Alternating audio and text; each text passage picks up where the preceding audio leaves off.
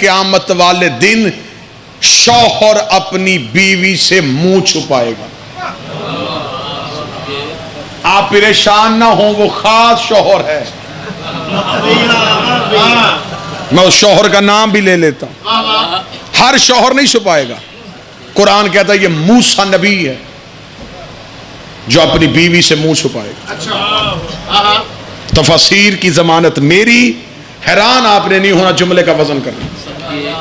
تنویر بھائی، ایک موسیٰ نبی ہے جو اپنی زوجہ سے منہ چھپائے گا.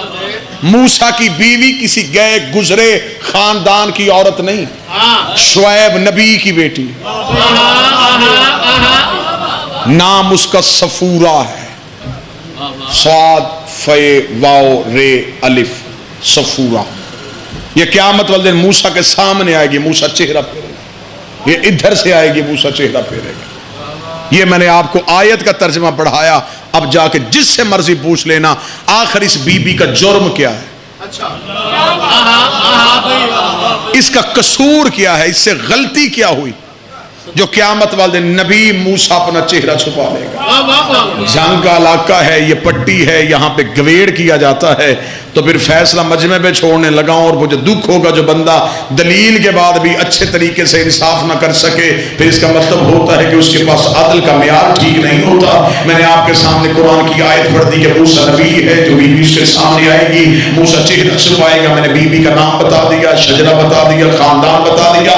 اب اگر قصور پوچھنا ہے تو یہ ممبر پہ قصور نوکر بھی آپ کو سنا دیتا ہے. اس بیوی کا قصور کیا تھا؟ قصور صرف اتنا تھا، یہ موسیٰ کے مرنے کے بعد زرافے میں بیٹھ کے موسیٰ کے وسیع یوشع بن نون سے جنگ کرنے آئی تھی.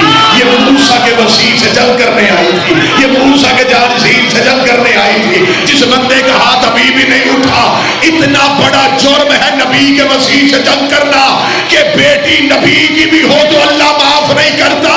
امتی کی بیٹی کی حیثیت کیا؟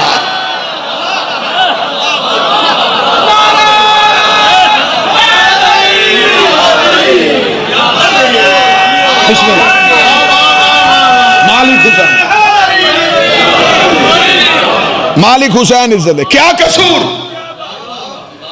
جنگ کی ہے موسیٰ کے وسیع سے. یوشع بن نون سے جنگ کی ہے. جناب ہارون جناب موسیٰ کے وزیر تھے. جناب یوشع جناب موسیٰ کے وسیع تھے. وزیر کہتے ہیں جو زندگی میں بوجھ اٹھائے. وسیع کہتے ہیں جو مرنے کے بعد وصیت پہ عمل کروائے. وزیر اور ہوتا ہے، وسیع اور ہوتا ہے. یہ صرف اعزاز ابو طالب کے بیٹے علی کے پاس. یہ زندگی میں نبی کا وزیر رہا ہے، نبی کے جانے کے بعد نبی کا وسیع رہا. اس کا مطلب ہے کہ رشتوں کی پہچان چھن جائے گی. اور نبی کہہ رہے ہیں یا علی تو یہاں بھی میرا بھائی ہے، تو جو ہے سب باندھ بھائی، تو وہاں بھی میرا بھائی ہے. وہاں ہر کسی کے رشتے ٹوٹ جائیں گے، علی کا رشتہ نہیں ٹوٹے گا. وہاں نہ علی کا دنیا والا رشتہ ٹوٹے گا، نہ علی کا ولایت والا رشتہ ٹوٹے گا. قیامت والے دن کوئی رشتہ نہیں ہوگا سوائے علی کے رشتے کے. جو بندے چپ بیٹھے میں انہیں ایک اور روایت سنا دیتا ہوں. مولا علی کے پاس ایک صحابی آیا تھا. صحابی بڑا سادہ سا تھا. اس نے آ کے علی کے قدموں پہ ہاتھ رکھے گا یا علی آپ مجھے صرف اتنا بتائیں، جیسے آپ دنیا میں مدد کرتے ہیں ویسے آپ آخرت میں بھی مدد کریں گے. جیسے زندگی میں مدد کے لیے آتے ہیں ویسے قیامت کو بھی مدد کے لیے آئیں گے.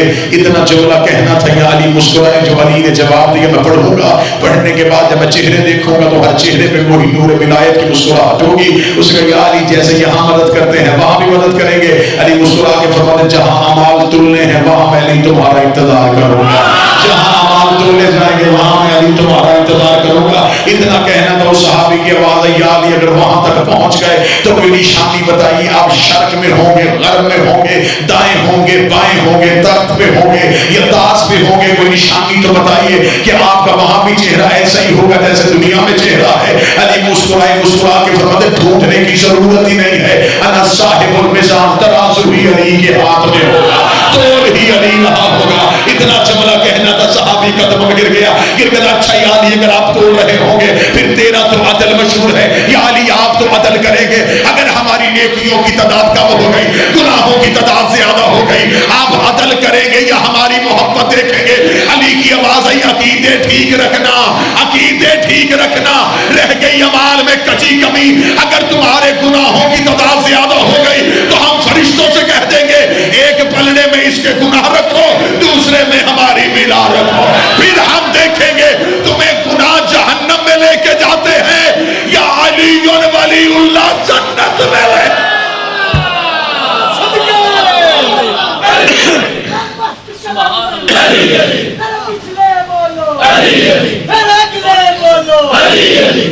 نو جی حسنین کا بابا، عباس کا بابا، کعبے کا کعبہ، زہرا کا شوہر، کعبے کا گوہر،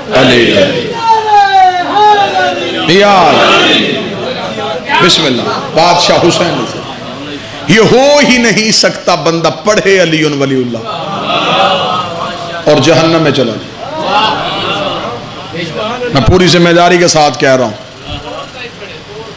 علی ولی اللہ پڑھنے والا جہنم میں جا ہی نہیں سکتا، اور یہ بھی نہیں ہو سکتا کہ بندہ انکار کرے علی کا اور جنت میں چلا جائے۔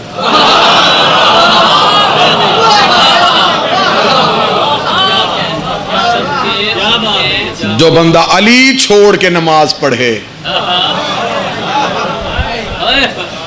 اور وہ یہاں سمجھتا ہے کہ علی مستحب ہے، علی کے بغیر گزارا ہو جائے گا، یہاں ساری زندگی مولوی نے تجھے اسی چکر میں لگائے رکھا، علی کے بغیر گزارا ہے، علی مستحب ہے، نہ بھی پڑھو تو ٹھیک ہے۔ وہ بندہ ساری زندگی مولوی سے تعلق اچھے کرنے کے لیے ممبر پہ ذاکرین کو بھی نہیں سنتا، گھر بیٹھ کے کہہ دیتا ہے نہیں جی ممبر سے تو حق ہی نہیں پڑھا جاتا، علی ولی اللہ اتنا واجب تو ہے ہی نہیں، مجھے تو فلاں نے بتایا ہے، مجھے تو فلاں نے بتایا ہے۔ وہی بندہ ساری زندگی مولوی کے پیچھے اپنا دین خراب کر کے جب قبر میں چلا جاتا ہے تو وہی مولوی قبر میں آ کے کاندھے پکڑ کے ہلا کے کہتا اے سما اے فہم سونا اور سمجھ جو اسی عقیدے پہ ہم سے جدا ہو رہا ہے۔ تو اللہ کو رب کہتا تھا، محمد کو نبی کہتا تھا، قرآن کو کتاب کہتا تھا، کعبے کو قبلہ کہتا تھا، تھوڑی دیر بعد تیری قبر میں دو ملائکۃ المقربین آئیں گے، وہ تجھ سے سوال کریں گے، تو نے چپ نہیں رہنا، تو نے بول کے گواہی دینی ہے۔ جب تجھ سے پوچھیں گے رب کون ہے، تو نے اللہ کہنا ہے، نبی پوچھے تو نے محمد کہنا ہے، کعبہ پوچھے تو نے کعبے کا نام لینا ہے، قرآن کی کتاب کا ذکر کرنا ہے، اور جب تجھ سے اماموں کا ذکر کرے ایک لمحے کے لیے بھی اپنے چہرے کو پریشان نہ کرنا، ہونٹوں کو بند نہ کرنا، بول کے بتانا علی بھی میرا امام ہے، حسن بھی میرا امام ہے، حسین بھی میرا امام ہے، سجاد میرا امام ہے، باقر بھی میرا امام ہے۔ اس وقت مولوی کا گریبان پکڑ کے پوچھنا، زندگی میں ایک ہی گواہی نہیں دینے دیتا تھا، قبر میں 12 کی گواہی۔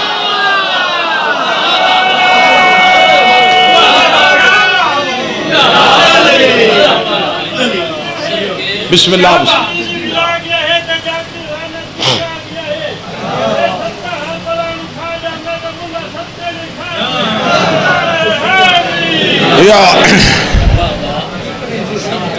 علی ولی اللہ چیز ہی ایسی ہے، نہ ہر بندے کی سمجھ میں آئے گی، نہ ہر زبان پہ آئے گی۔ رسول نے منوایا نہیں، علی پہنچایا ہے۔ سر نہ ہلاؤ زبان جس کے پاس، رسول نے بھی بلغ کا حکم ہے، پہنچا دے، منوانا۔ شریعت بعد میں واجب ہوئی ہے، ولایت علی پہلے واجب ہوئی۔ عالم الست میں روحوں نے علی ولی اللہ کا اقرار کر لیا تھا، لہذا علی ولی اللہ پڑھنے کے لیے باپ امیر ہونا ضروری نہیں، ماں شریف ہونا ضروری ہے۔